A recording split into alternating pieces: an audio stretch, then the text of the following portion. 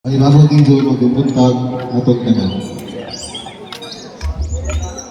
Okay, thank you, Kap. So once again, let us acknowledge the presence of our PCMS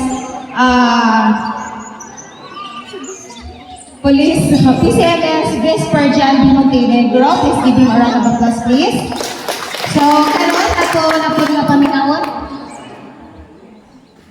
So, karon atong paminawon ang usa ka message of support sa ato ang guest of speaker. Karong buntagan at so welcome PCMS Vice President Montenegro. Please give him a round of applause, please.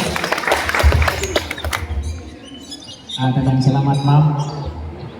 Barangay Captain, Tadlek, mga barangay officials, Madam Secretary, MC, o kaninyong tanan, taga barangay Magsaysay, maayong buntag. Buntag. Nagkapamahaw lagi na ka, kung ginahinan niyo yung bitaw. Ako may kiuna na yun, maayos sabi nang kay daghang sabihin kay liwukan sa ubos.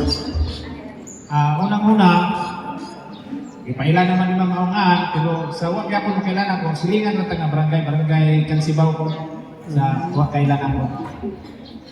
Kaning sa ato sa karon kay barangay Assembly, magpasalamaton pud ni sa barangay Magsaysay nga imbitahan jud ang kapulisan para mapaabot sa ang mga programa sa PNP, mapaabot sa diha ninyo para dili mo matinga o dili mo makurat o naami mga kuan niya mga pagpatuman sa mga ordinances o mga balaod sa nasyonal ba. Unang-una, ang barangay Magsaysay medyo malinaw ng judgap, di ba? Naalay usahay na makaresponde ni dire ginagmay naman pero hubog na kasagaran. Ang kaning pag-inom dili sayop ang pag-inom, dili sayop ang paghubog. Pero kung makahimo na o kasamo ana nga musod ang ato ang barangay o kanang municipal ordinance na Grand Guinness, pero depende sa nahimo kay naaman sabtay gitawag og alam skandal na under sa revised penal code. Muna na ang among hangyo na ug na ay kanang medyo ganahan jud inom ug tanaw nga murag ko na mahumay lang ta, di lang ta maghimog kasamo. Kung na mga problema sa pamilya, kailan nato istorya pinaagi sa pag-inom. Kay kasagaran na sa among experience na ay bigil sa pamilya, iaging inom, pag mahubog na anak na ang andal, manawag si kapitan namo, ang atong mga barangay officials, maabot dire, masamot ang problema kay madana na mo dito, amo na pailang kaso. Mapailan ang kaso, dahil maabot na sa korte, naan na iyahang gitawag o kanang mapanpito siya. Kaya naan siya dakipid man ang Say ng mga panang muna nga, kung kinsa itong kuhan, ato lang kuhan natong inom-inom kay kasagaran yun sa ako ang experience. 21 years in service naman ko sa Arita sa Balinsa, 18 years na sa Kundire. Ang problema yun, labi na naman sa kuhan, ang kasagaran nga kanang gitawag og crimes against person na kanang matakbasan, dinunggabay, magsukmagay, bunga ra jud sa ilimnon. Muna nga ang amo ana jud kuan para dili sa ta mabiktima, mahuman sa gyapon ng biktima ron kay tungod sa ilimnon nawa sa siya ko galinon kapriso dito pagmahay na hindi ka ugma. Wa nga nakainom jud na limot man ko. Muna nga hangyo man jud namo ang pag-inom okay ra man pero kung medyo moabot na dili sa ang pag-inom, may mo ikatog na lang ninyo ha. Aliyog lang, okay ba? Sakto ba? Sakto. May naningong.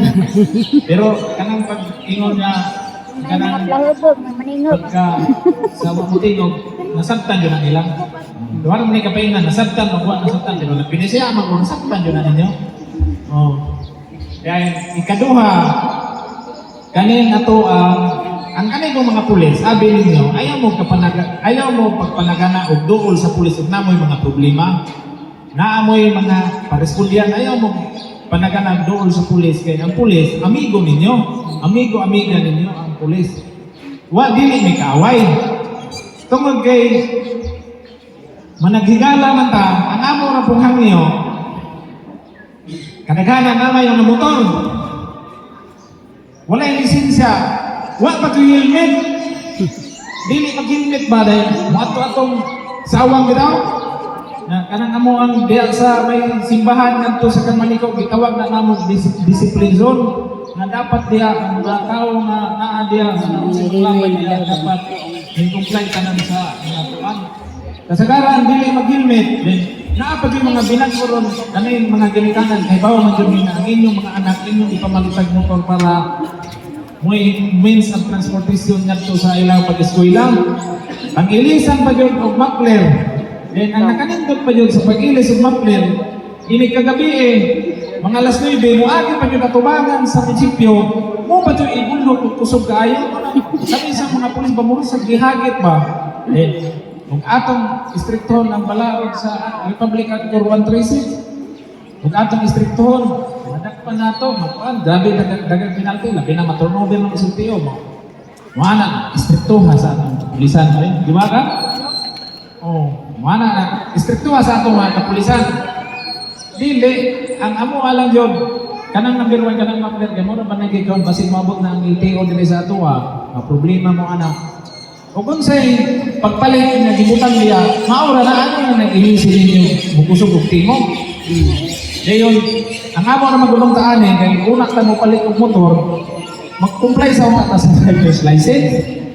Eh, simpa ko ba, madisgrasya, simpa ko, dito kay Mao sa kwan sa daan. Sao man na. Kana pong pag-helmet yun, guys, simpa ko magka-simplang-simplang ang motor, okay ra ng pangos-pangos, hindi lang makuha na itong kuhan. Okay ba wala? Okay. Dagang kayong salamat kay okay ay. Kani pong kuhan, hangyo po na mo dito sa Barangay Magsaysay. Ug naa mo'y labi na sa itong mga barangay officials, ug naa ay dayo na labi na hapit na Rabamayo, bakasyon na, basig na yung mga dayo na ikan sa laing mga probinsya. Nuwari dire, kay ano yung maguni siya? Kung makahimo og krimen sa laing lugar, musibat kung asa iya na ay mapuyan niya na bilatig siya. Wata kay ba na unsa na na iyang status dito? Ari-ari butang nato kita sa Barangay Magsaysay, gikan sa Manila, gikan sa Mindanao. Atong i-verify, labi na ninyo mga silingan, barangay official, i-verify na kinsay na di sa na si Regent, then ipaibaon ninyo sa ato ang kapulisan. Wata kay ba basay na ipinding warrant of arrest. Pariya dito sa Barangay Marawes, ya dai pinding warrant of arrest. Ato inakomplito kay amo kung ibili pa yung naabi ay basig na siya standing warrant, di ba? Kaya pasagdan na nato niya, wata kay ba basig maghimo na po kayo maayon niya. Okay ba? Okay. O, kaning santuan, kaning ato ang illegal drugs, kung naamoy mabawan niya, mga silingan ninyo diya, o dili magaling taga-dinhi, ayaw mo pagpakabutabungon. I-report ninyo sa barangay, i-report ninyo sa pulis. Kaya wata kay bao, ang kaning drugs man god, wata kay bao na tagalaing lugar, kasi manood dire kay naay tagakan na ng mga pinana.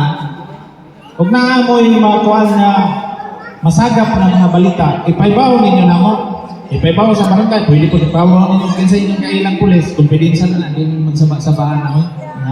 Si Ibandilyo na mo, si Talpulano mo yung gatugan ani, dili, kaya amo po nang i-validate po. Marami pa ibagayo na validation na o bunsa ka tinawod ang maong kuan. Muna, tinabangay lang ta kay kanang ang ato kong barangay malinaw masundan ta mga ingon ana god manggawas ng mga krimen kanang number 1 kaning illegal drugs god naa sa atong barangay ang number 1 mo ingon niya kanang kawat-kawat nanay kawat-kawat then simba ko magpuyo ta ato nang pasagdan dili ta kampante nga ibilin nato atong mga bata sa atong panimalay nga wala ta kay silingan ka kuan mahadlok man jud ka lakaw-lakaw ka magabi, mahamlok ka kani. Drugas ko, na adik-adik. Kanang lain nilang pananaw. Lain. Pabor sila, doon sila sa paghimo sa krimen. Unahan nyo lang na mo, tinabangay naman ka. Report lang yun. Kinsa may, kada inyo na naman siguro yung mga cellphone. Kinsa may cellphone dire. Di ba na yung cellphone tanan? Ang kanang inyong cellphone, ipunbok ninyo na ang number sa PNP, number sa Bureau of Fire, number sa Viber. Kaya in case of emergency, diretso na mo, tawag ka na nila. Ayaw na mo kanang, basig mo, tungod sa kabisi sa cellphone, daghan kay nakapunbok diya kung saan na diya ang mga importante mga numero ano noon mabutang ipunbok ninyo kay aron ug na emergency ug sunog magani makatawag mo sa fire ug naa magani kagubot diya makatawag mo sa pulis ug na rescue nun diya makatawag mo sa ato ang MDRRI mo Viber para maaksyonan dali na pag-aksyon kay ug wa ninyo ma-send ang number budog po mo diri sa barangay, wala, taas na dito. Taas ang dugay. Kung naipan ninyo, na among nangyo, manang yung cellphone, ang mga number niya. Maldilyo mo sa siguro namin. Na po may Facebook, naipan na natuwa mga programa sa lungsod, programa sa PNP, sa mga sa Balinsa, i-post mo na naman. Aron, ma-update sa po sa mga atuang kung sa'y kalihukan na to dito sa lungsod. Okay ba? Matay naman. Siguro naminaw na ito. Okay. Bitaw ka lang, nagka naman kong istorya. Ang ako alam, pinabangay lang ta kay ang ato ang barangay Magsaysay Malinaw atong i-maintain ang peace and order sa barangay Magsaysay. O dilit lang kayo na no. Tas-on, kay medyo nagka nasabog na istorya. Naalam mo yung mga pangutana, pwede sa mga pangutana. Daghang kayong salamat kung may buntag ninyong tanan. Thank you, thank you.